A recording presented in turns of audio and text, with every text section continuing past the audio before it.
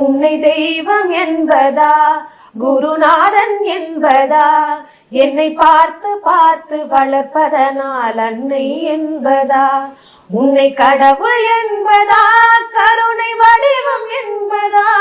உன்னை கடவுள் என்பதா, கருணை வடிவம் என்பதா, ஐயா ஞான தானம் தந்த உன்னை தந்தை என்பதா, உன்னை தெய்வம் என்பதா, குருநாதன் என்பதா, என்னை பார்த்து பார்த்து வளர்ப்பதனால் அன்னை என்பதா, சேரும் செல்வம் எல்லாம் உன் அருளன்றோ, பாடும் பாடல் எல்லாம் உன் தய